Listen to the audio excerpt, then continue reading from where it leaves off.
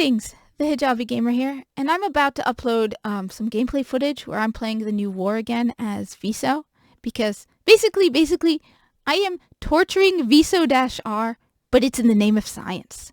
See, there were a lot of questions about the Corpus Combat, the ship he's on, that I needed answered, so I decided to replay and slowly go through it.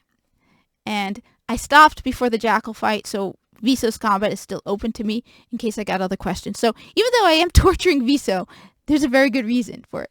For example, the ship layout. Veso's on a pillar ship. Tico and his crew are also on a pillar ship.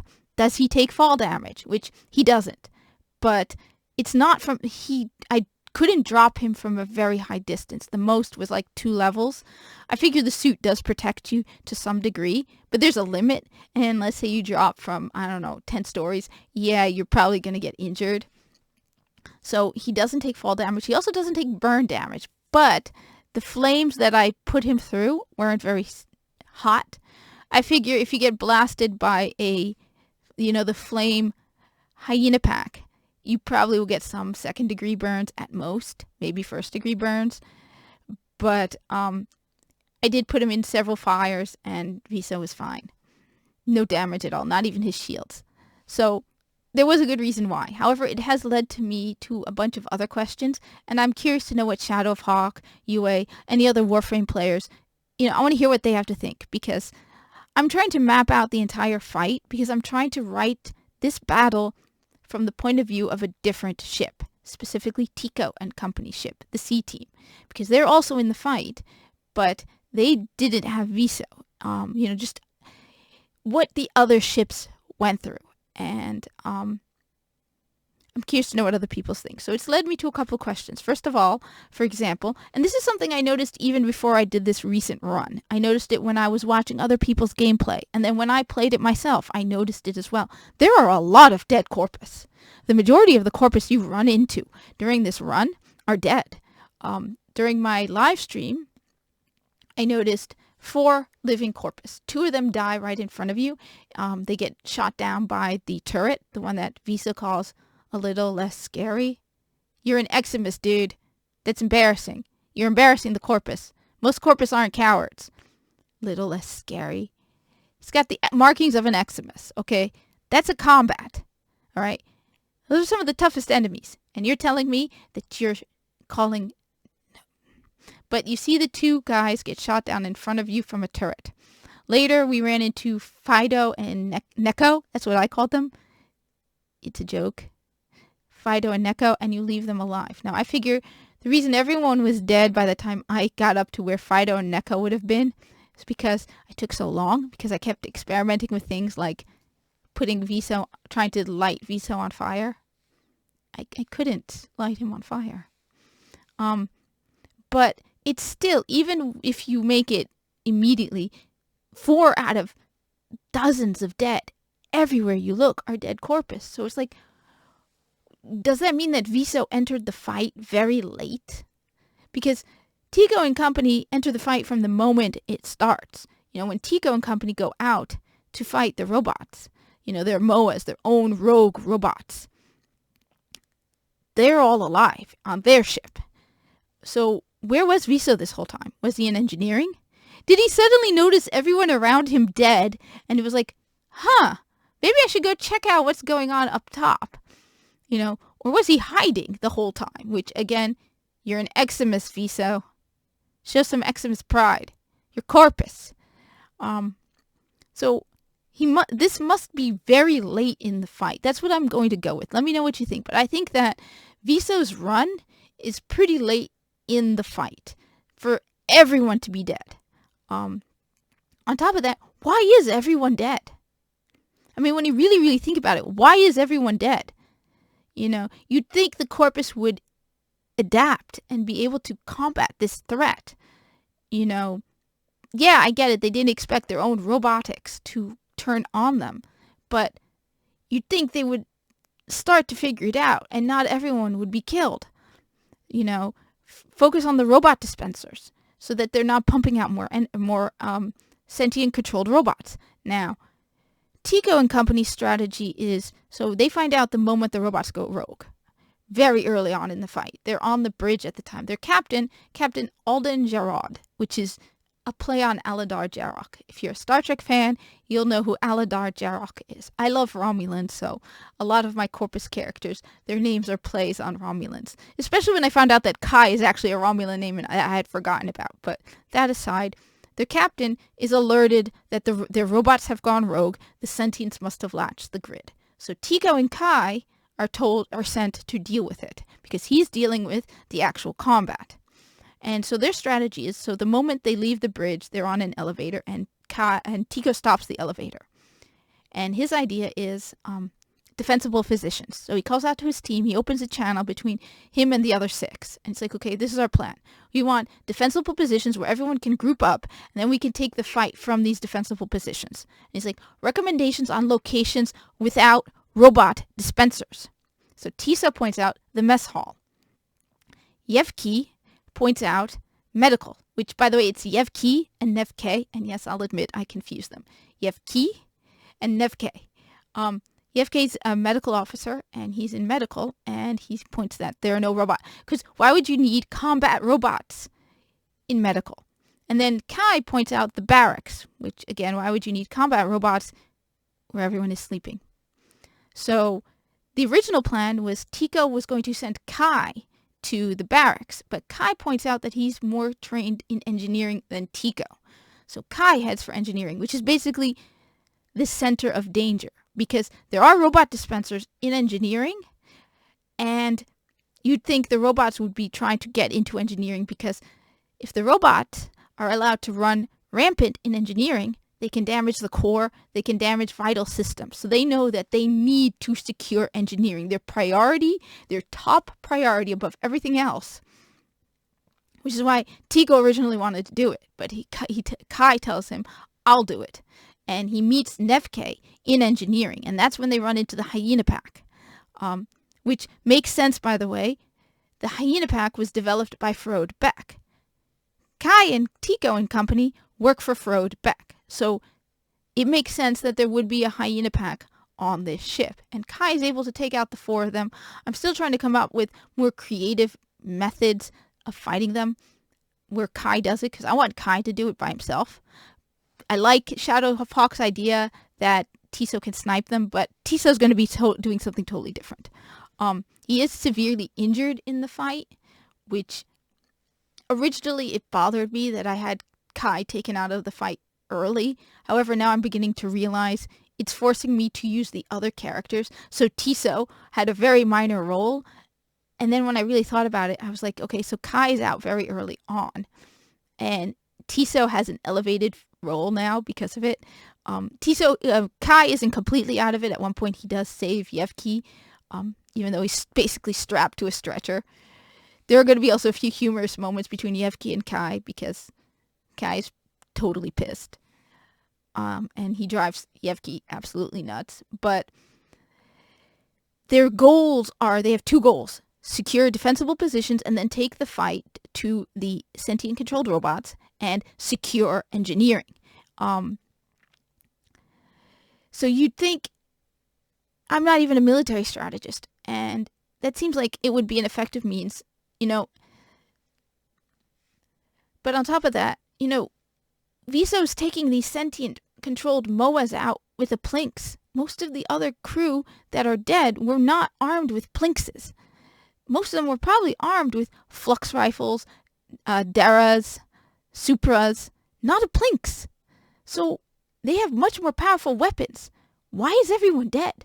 I mean, it feels like they wanted everyone dead, and they didn't think, what would the Corpus be capable of? Though, honestly, it would have been really awesome if they weren't dead. And Veso is, I guess it was like, so there's nobody left but Veso.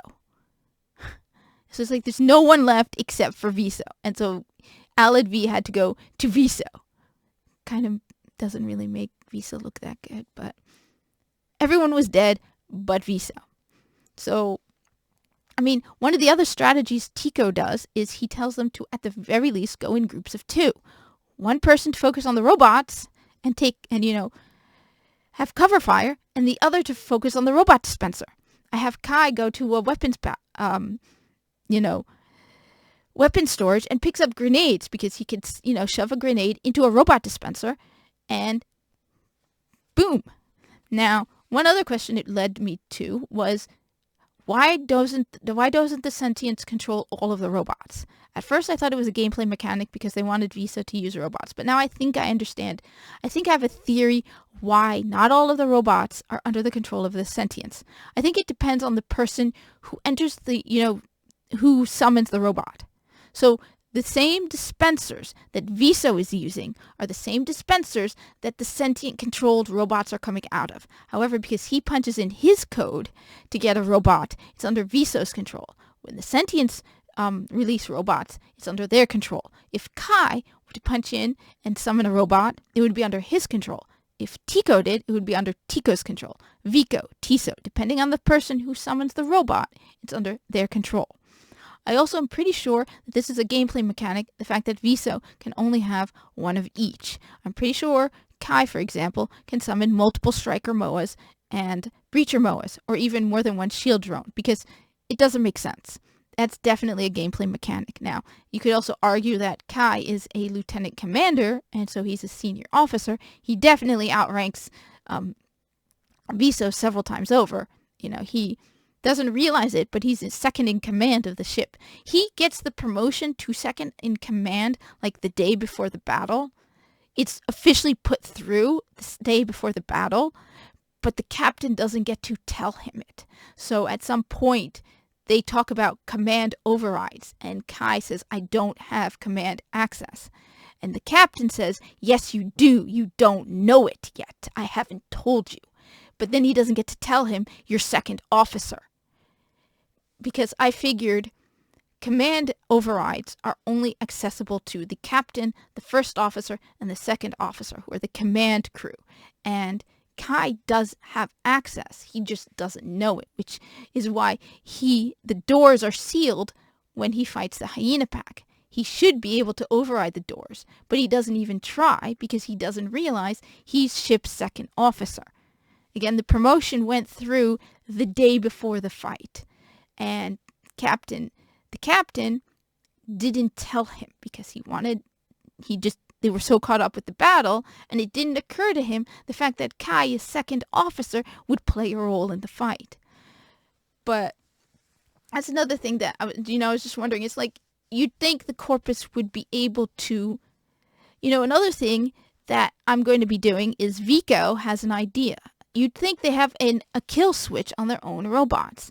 And Vico, his idea, so the whole fight is, it starts out, they fight the battle. Then we have the moment with Alad V and Veso. And I'm going to have that on the bridge where, the conversation, and the captain is on the bridge and he tries to contact Veso. And then this is, at some point I point out later on in another mission, they have a recording of Veso's ship exploding. It's because they record it during this confrontation. But then Vico says, look, I have an idea. And his idea is to short out, to overload all of the robots. And they says, okay, what is the result of this? He's like, if it works, every robot on the ship will be overloaded. That means friendly and foe. Every robot will no longer be available to us. However, it means all of the sentient ones are dealt with as well. Now, I'm told this will not include the turrets. However, when you really think about it, if you're the captain of the ship or the first officer, you probably have a way to override them. But even if you get rid of all of the, even if you still have to deal with the turrets are nothing compared to all of the robots. So they have they short out all the robots. They have a command code, and it shorts out, and it basically disables everything. But you'd think that, I get it, on Veso's ship, Alad V is in charge, and he doesn't want that. But on the other ships, so what's going on in the other ships? So that's why I'm trying to figure it out, because again, I'm writing from the point of view of a different ship, and I figure they want a way to deal with this fast. Now, they originally start fighting through it, and, as they're heading to different sections, they're fighting off robots. They're destroying robot dispensers. They are using grenades on robot dispensers. Tico tells Yevki to stay in medical, but Yevki refuses.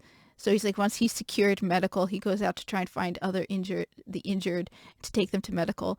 And he ends up in engineering because of Kai. But so it's like that's why I haven't written much anything this week, because I've been going through this battle in my head and trying to figure out where everybody was and what everyone was doing and trying to work it out compared to Veso's ship. Things probably weren't exactly the same because, again, they're on a Frode Beck ship, not an Alad V ship. They weren't going to surrender, no matter what Alad V said. So when the captain hears Alad V's announcement, he says, belay that, and then he's like, open a channel to Alad V. He's like, Alad, what are you doing? And then one of the crewmen is like, we're getting another communication from that same ship. And it's like, it's Veso. And so they hear Veso's message. He's like, open a channel to Veso. He's like, Tech Veso, this is Captain Alden, Gerard, respond. And then one of his crewmen points out that he's dead. He's like, he brings up an image. This is the source of the communication. And I think I'm the only person who's managed to capture footage of Veso's ship, the fate of Veso's ship. I haven't seen anybody else post pictures of this. The fate of Veso's ship. You could see it's engulfed in flames. You could see through the hull that it's red hot. And then it explodes in blue light. So it looks like the engines finally gave. So the ship is basically vaporized. But Veso is dead long before it was vaporized.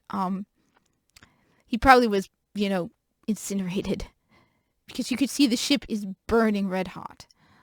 So that's when they record it. And that's the recording that Tico uses when he confronts Captain Vor.